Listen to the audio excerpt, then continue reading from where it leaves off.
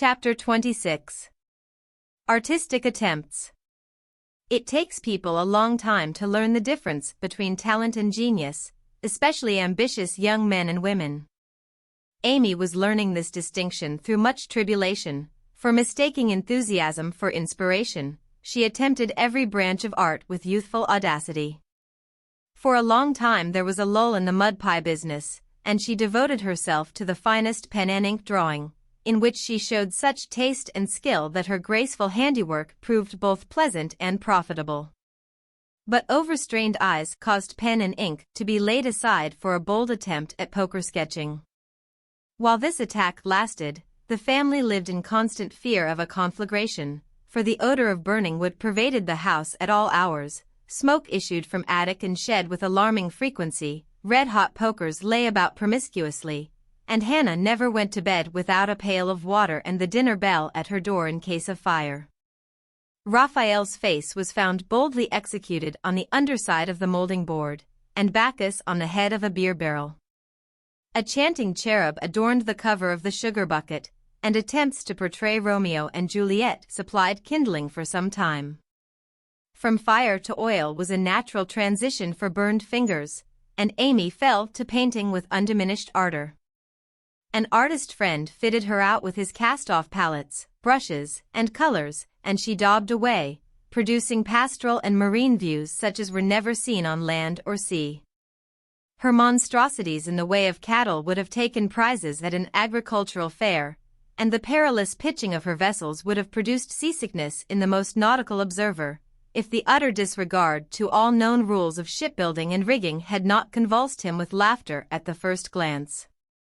Swarthy boys and dark-eyed Madonnas, staring at you from one corner of the studio, suggested Murillo. Oily brown shadows of faces with a lurid streak in the wrong place meant Rembrandt. Buxom ladies and drapiscal infants, Rubens, and Turner appeared in tempests of blue thunder, orange lightning, brown rain, and purple clouds, with a tomato-colored splash in the middle, which might be the sun or a Bowie, a sailor's shirt or a king's robe, as the spectator pleased.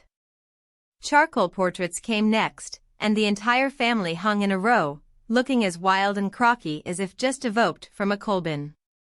Softened into crayon sketches, they did better, for the likenesses were good, and Amy's hair, Joe's nose, Meg's mouth, and Laurie's eyes were pronounced wonderfully fine. A return to clay and plaster followed, and ghostly casts of her acquaintances haunted corners of the house, or tumbled off closet shelves onto people's heads. Children were enticed in as models, till their incoherent accounts of her mysterious doings caused Miss Amy to be regarded in the light of a young ogress. Her efforts in this line, however, were brought to an abrupt close by an untoward accident, which quenched her ardor.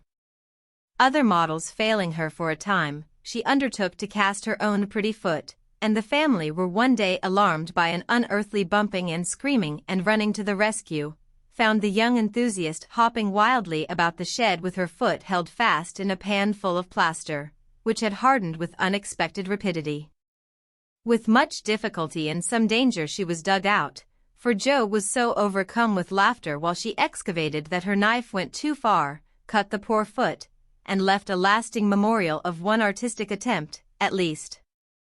After this Amy subsided, till a mania for sketching from nature set her to haunting river, field, and wood, for picturesque studies, and sighing for ruins to copy. She caught endless colds sitting on damp grass to book a delicious bit, composed of a stone, a stump, one mushroom, and a broken mullein stalk, or a heavenly mass of clouds, that looked like a choice display of featherbeds when done.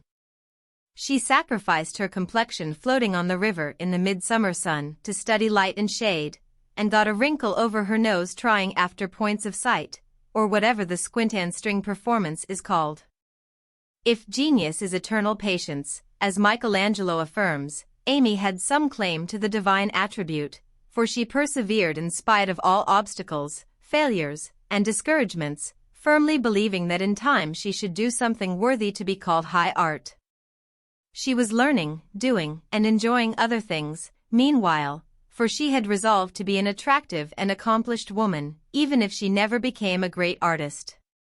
Here she succeeded better, for she was one of those happily created beings who please without effort, make friends everywhere, and take life so gracefully and easily that less fortunate souls are tempted to believe that such are born under a lucky star. Everybody liked her, for among her good gifts was tact. She had an instinctive sense of what was pleasing and proper, always said the right thing to the right person, did just what suited the time and place, and was so self-possessed that her sisters used to say, if Amy went to court without any rehearsal beforehand, she'd know exactly what to do. One of her weaknesses was a desire to move in our best society, without being quite sure what the best really was. Money, position, fashionable accomplishments, and elegant manners were most desirable things in her eyes, and she liked to associate with those who possessed them, often mistaking the false for the true, and admiring what was not admirable. Never forgetting that by birth she was a gentlewoman, she cultivated her aristocratic tastes and feelings, so that when the opportunity came she might be ready to take the place from which poverty now excluded her. My lady, as her friends called her, sincerely desired to be a genuine lady, and was so at heart, but had yet to learn that money cannot buy refinement of nature, that rank does not always confer nobility, and that true breeding makes itself felt in spite of external drawbacks. I want to ask a favor of you, Mama, Amy said, coming in with an important air one day. Well, little girl, what is it? Replied her mother, in whose eyes the stately young lady still remained the baby. Our drawing class breaks up next week, and before the girls separate for the summer, I want to ask them out here for a day. They are wild to see the river, sketch the broken bridge, and copy some of the things they admire in my book. They have been very kind to me in many ways, and I am grateful, for they are all rich and I know I am poor, yet they never made any difference. Why should they? And Mrs. March put the question with what the girls called her Maria Theresa air. You know as well as I that it does make a difference with nearly everyone, so don't ruffle up like a dear, motherly hen, when your chickens get pecked by smarter birds.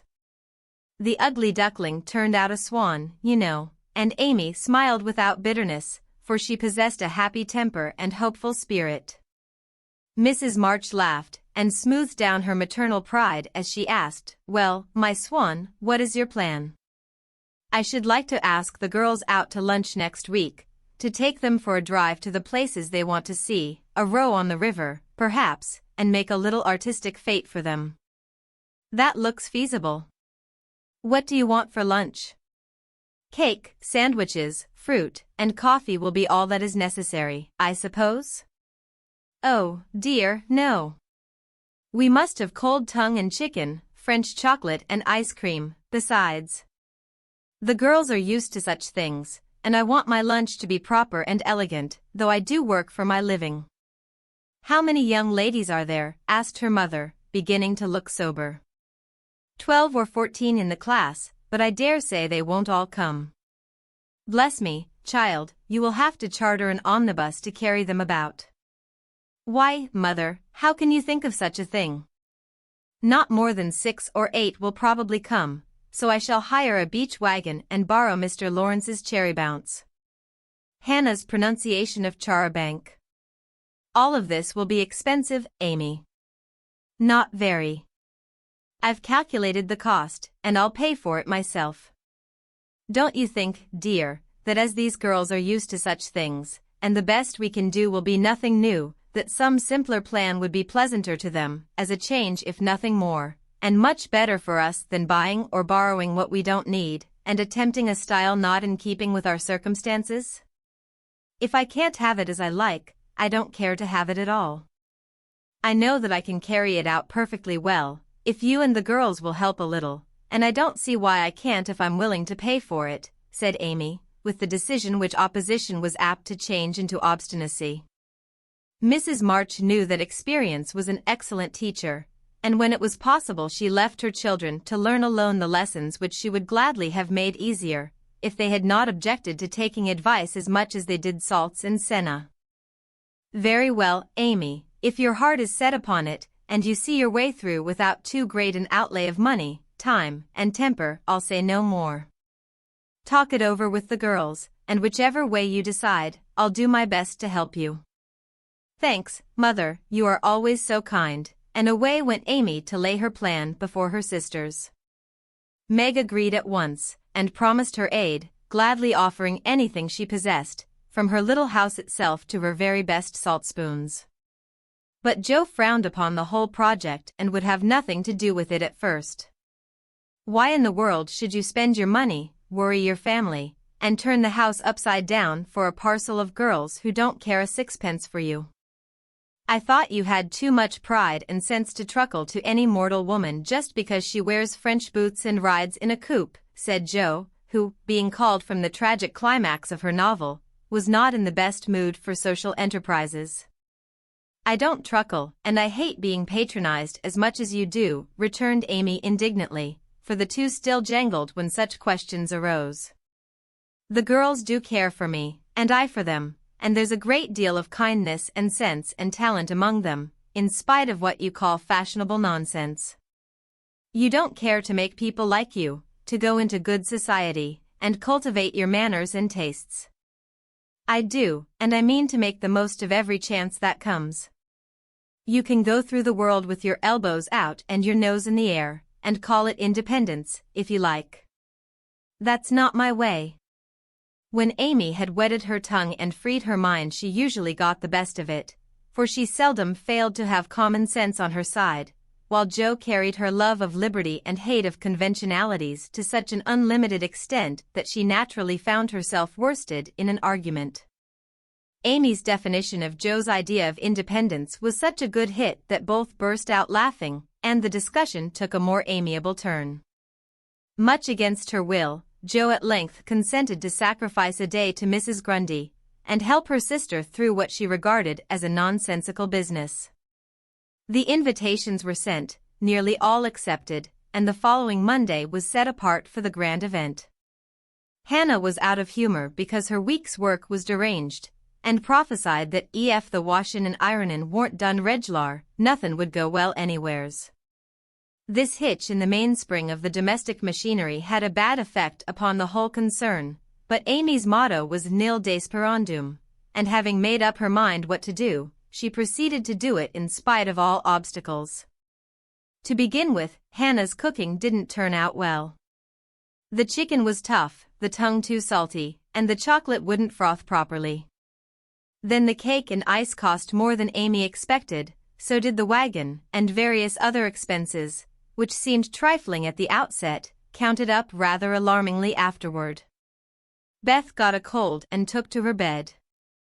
Meg had an unusual number of callers to keep her at home, and Jo was in such a divided state of mind that her breakages, accidents, and mistakes were uncommonly numerous, serious, and trying. If it was not fair on Monday, the young ladies were to come on Tuesday, an arrangement which aggravated Jo and Hannah to the last degree. On Monday morning the weather was in that undecided state which is more exasperating than a steady pour. It drizzled a little, shone a little, blew a little, and didn't make up its mind till it was too late for anyone else to make up theirs. Amy was up at dawn, hustling people out of their beds and through their breakfasts, that the house might be got in order.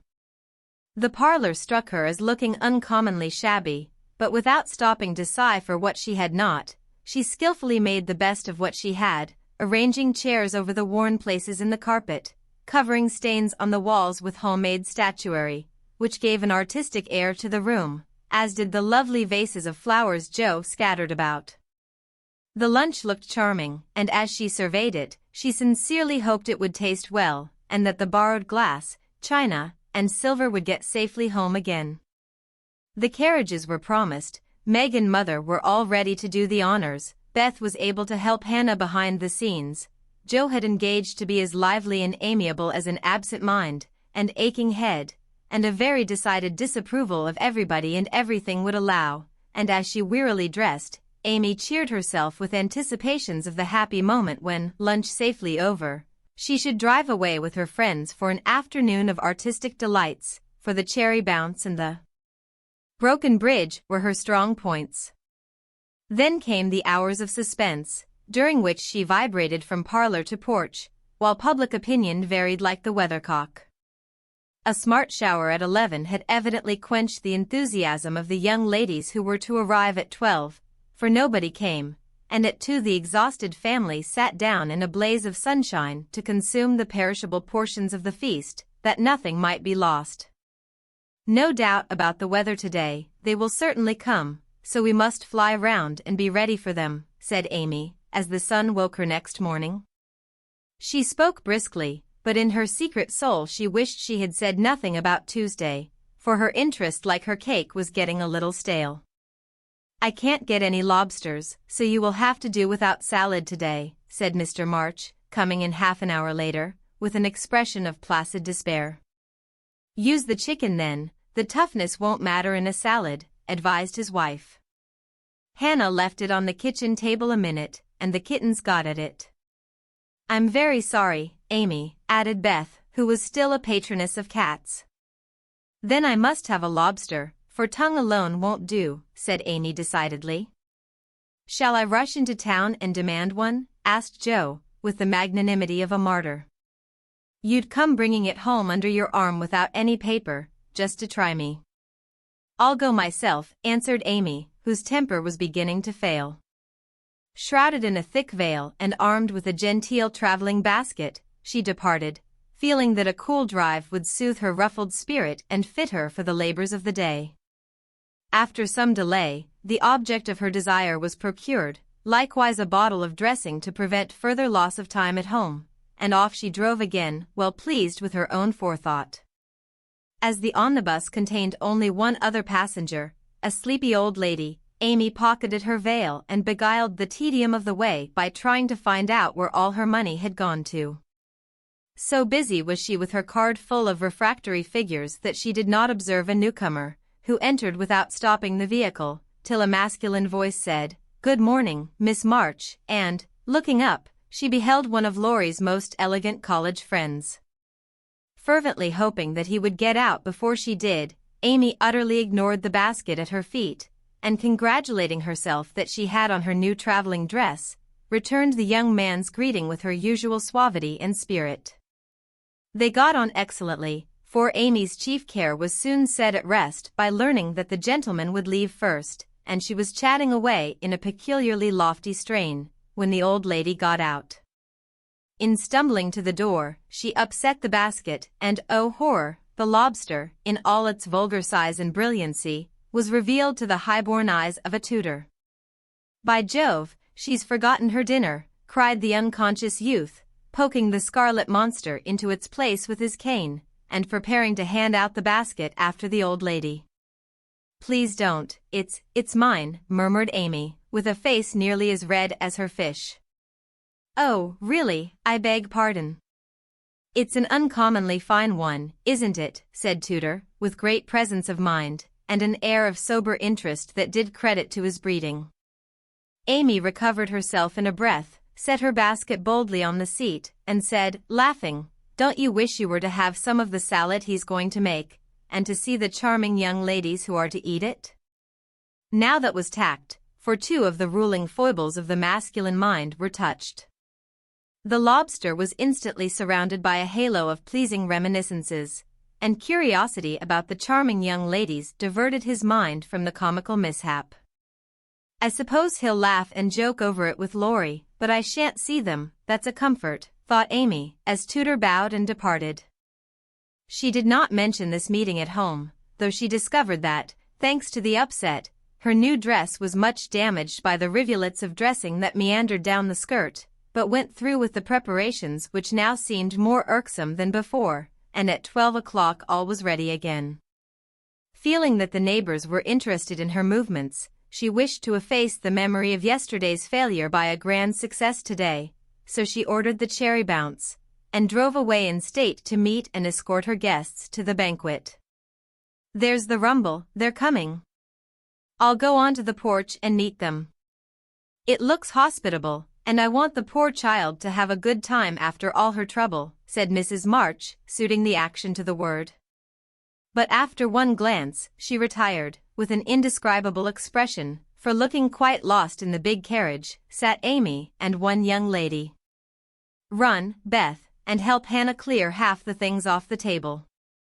It will be too absurd to put a luncheon for 12 before a single girl, cried Joe, hurrying away to the lower regions, too excited to stop even for a laugh. In came Amy, quite calm and delightfully cordial to the one guest who had kept her promise.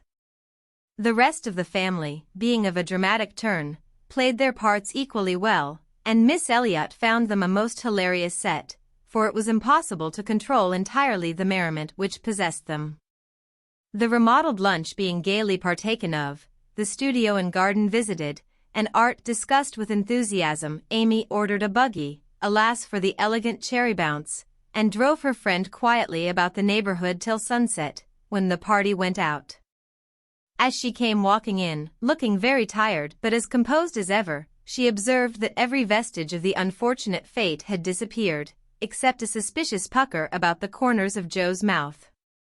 "You've had a lovely afternoon for your drive, dear," said her mother, as respectfully as if the whole 12 had come.